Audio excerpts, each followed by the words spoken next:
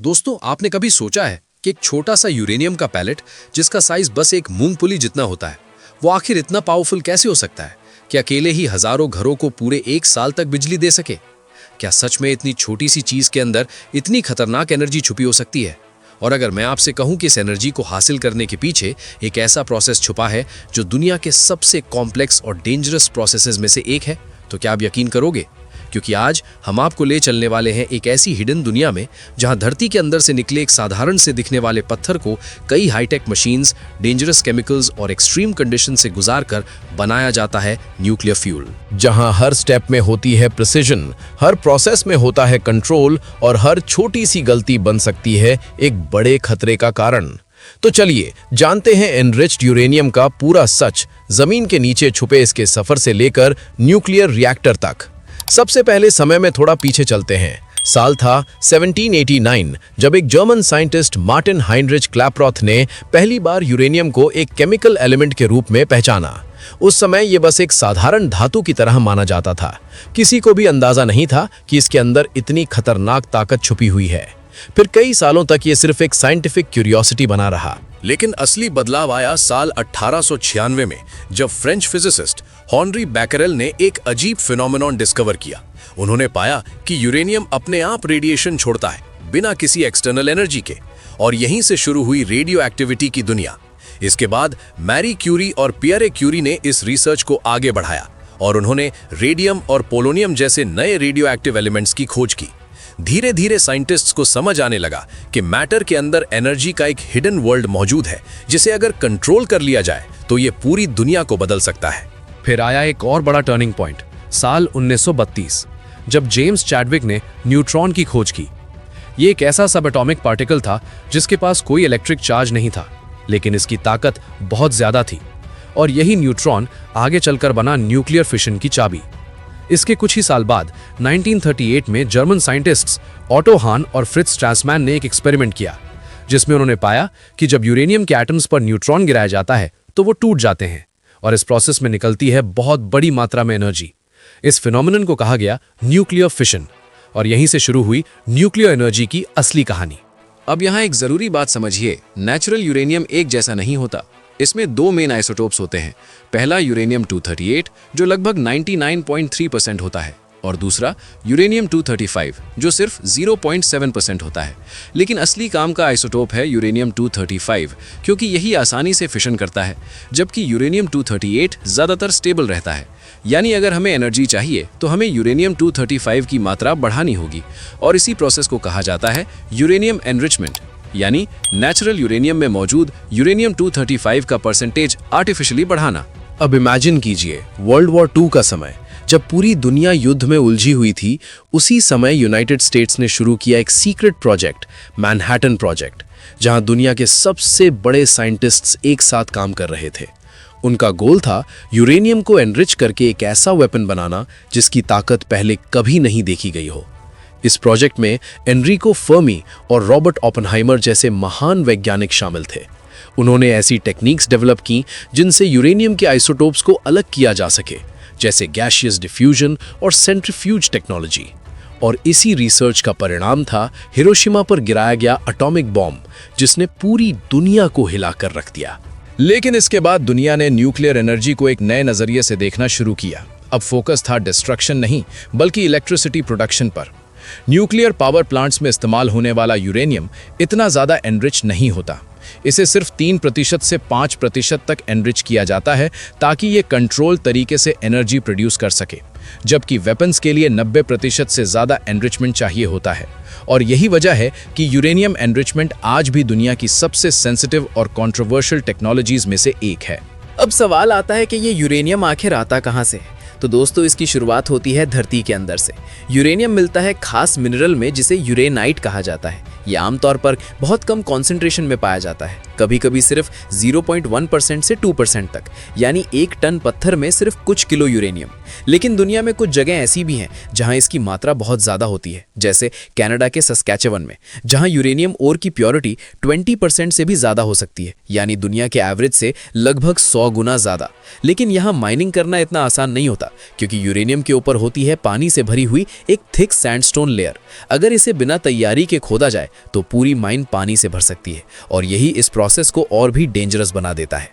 अब इस चुनौती से निपटने के लिए इंजीनियर्स इस्तेमाल करते हैं एक बेहद ही fascinating technique, artificial ground freezing. सुनने में भले ही सिंपल लगे, लेकिन असल में ये एक हाईटेक इंजीनियरिंग मार्वल है। इस प्रोसेस में जमीन के अंदर सैकड़ों गहरे छेद किए जाते हैं और उनमें डाले जाते हैं स्पेशली डिजाइन पाइप्स। इन पाइप्स के अंदर बहाया जाता है एक बेहद ठंडा लिक्विड, कैल्शियम क्लोराइड ब्राइन, जिसका टेम्परेचर होता है लगभग -30 डिग्री सेल्सियस। ये लिक्विड धीरे धीरे आसपास की जमीन और उसमें मौजूद पानी को फ्रीज करना शुरू कर देता है, और कुछ ही समय में ये पूरा इलाका एक सॉलिड आइस वॉल में बदल जाता है। ये बर्फ की दीवार इतनी मजबूत होती है कि ये पानी को पूरी तरह रोक देती है और यूरेनियम ओर को सुरक्षित तरीके से आइसोलेट कर देती है, जिससे माइनिंग प्रोसेस बिना किसी फ्लडिंग के शुरू किया जा सके। अब शुरू होता है असली एक्सट्रैक्शन प्रोसेस। सबसे पहले एक छोटा सा पायलट होल बनाया जाता है जो इंजीनियर्स को एग्जैक्ट दिशा दिखाता है। फिर बड़े बड़े ड्रिलिंग मशीन्स की मदद से उस होल को वाइडन किया जाता है और धीरे धीरे यूरेनियम ओर तक पहुंचा जाता है। पावरफुल ड्रिल्स रॉक को तोड़ते हैं और टूटे हुए पत्थर नीचे कलेक्शन चेंबर्स में गिरते जाते हैं।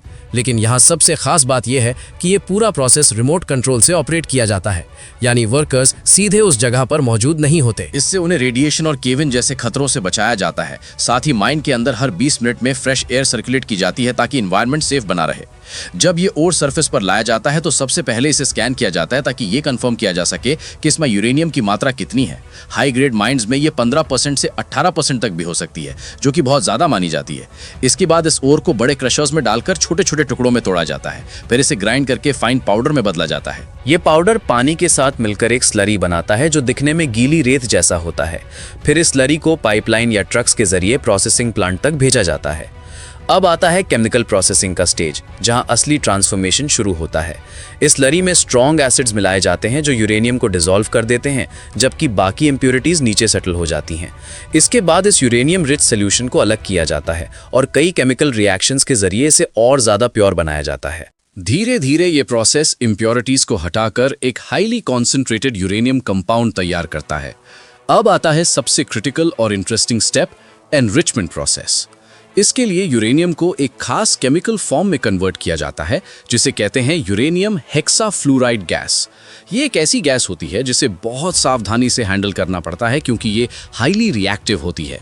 अब इस गैस को भेजा जाता है हाई स्पीड सेंट्रीफ्यूज मशीन्स में। इमेजिन कीजिए एक ऐसी मशीन जो इतनी तेज घूमती है कि उसकी स्पीड हजारों रेवोल्यूशंस पर मिनट होती है।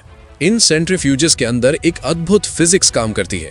भारी यूरेनियम 238 मॉलिक्यूल्स बाहर की तरफ धकेले जाते हैं, जबकि हल्के यूरेनियम 235 मॉलिक्यूल्स सेंटर की तरफ कॉन्सेंट्रेट होने लगते हैं। ये डिफरेंस बहुत ही छोटा होता है, लेकिन जब इसे बार बार हजारों सेंट्रीफ्यूजेस में रिपीट किया जाता है, तब जाकर यूरेनियम 235 का परसेंटेज धीरे धीरे बढ़ता है, और यही प्रोसेस कहलाता है यूरेनियम एनरिचमेंट। जब यूरेनियम डिजायर्ड लेवल तक एनरिच हो जाता है, तब इसे पाउडर फॉर्म में कन्वर्ट किया जाता है और भेजा जाता है न्यूक्लियर फ्यूल मैन्युफैक्चरिंग प्लांट में। यहाँ इस पाउडर को कई स्टेप से गुजारा जाता है। सबसे पहले इसे यूरेनियम डाइऑक्साइड में बदला जाता है। फिर हाई प्रेशर मशीन्स की मदद से इसे छोटे सिलेंड्रिकल पैलेट्स में प्रेस किया जाता है। हर पैलेट का साइज लगभग एक मूंगफली जितना होता है, लेकिन इसकी एनर्जी कैपेसिटी चौंका देने वाली होती है। एक सिंगल पैलेट लगभग 1800 पाउंड कोयले जितनी एनर्जी प्रोड्यूस कर सकता है, या फिर 150 गैलन तेल के बराबर। इसके बाद इन पैलेट्स को हाई टेम्परेचर फर्नेसेस में हीट किया जाता है लगभग 24 घंटे तक, ताकि ये और ज्यादा डेंस और मजबूत बन सके। इस प्रोसेस से पैलेट्स के अंदर की छोटी छोटी खाली जगहें खत्म हो जाती हैं और उनकी स्ट्रक्चरल स्ट्रेंथ बढ़ जाती है। फिर रोबोटिक आर्म्स इन पैलेट्स को जिरकोनियम मेटल की लंबी ट्यूब्स में डालते हैं। जिरकोनियम एक खास मेटल होता है जो ना सिर्फ हीट और कोरोजन को सहन कर सकता है, बल्कि ये न्यूट्रॉन्स को भी आसानी से पास होने देता है, जो न्यूक्लियर रिएक्शन के लिए बेहद जरूरी होता है। इन ट्यूब्स को फिर टाइटली सील किया जाता है और बनते हैं फ्यूल रॉड्स। कई फ्यूल रॉड्स को मिलाकर एक स्ट्रक्चर्ड यूनिट बनाया जाता है जिसे कहा जाता है फ्यूल असेंबली। यही असेंबलीज बाद में न्यूक्लियर रिएक्टर के अंदर इंस्टॉल की जाती हैं। रिएक्टर कोर के अंदर हजारों फ्यूल रॉड्स एक खास अरेंजमेंट में रखे जाते हैं, और यहीं शुरू होता है असली मैजिक। जब रिएक्टर चालू होता है, तब न्यूट्रॉन्स यूरेनियम 235 एटम से टकराते हैं, जिससे एटम्स टूट जाते हैं। इस प्रोसेस को कहते हैं न्यूक्लियर फिशन। इस दौरान बहुत ज़्यादा हीट निकलती है और साथ ही नए न्यूट्रॉन्स भी बनते हैं जो दूसरे एटम्स को तोड़ते हैं। और इस तरह एक चेन रिएक्शन शुरू हो जाती है। इस रिएक्शन को केयरफुली कंट्रोल किया जाता है ताकि एनर्जी स्टेडी तरीके से प्रोड्यूस हो। ये हीट पानी को स्टीम में बदल देती है और ये स्टीम मैसिव टरबाइंस को घुमाती है। ये टरबाइंस जनरेटर से जुड़े होते हैं जो इलेक्ट्रिसिटी पैदा करते हैं। एक सिंगल न्यूक्लियर रिएक्टर लाखों लोगों के लिए बिजली जनरेट कर सकता है। लेकिन इस कहानी का एक डार्क साइड भी है। जब फ्यूल रॉड्स करीब 1 साल तक इस्तेमाल हो जाते हैं तो वे स्पेंट फ्यूल बन जाते हैं। लेकिन उस समय वो इतने ज़्यादा गर्म और रेडियो एक्टिव होते हैं कि उन्हें तुरंत गहरे पानी के पूल्स में डाला जाता है। ये पूल्स लगभग 25-30 फीट गहरे होते हैं और फ्यूल रॉड्स को कम से कम 10 साल तक इनमें रखा जाता है ताकि उनका तापमान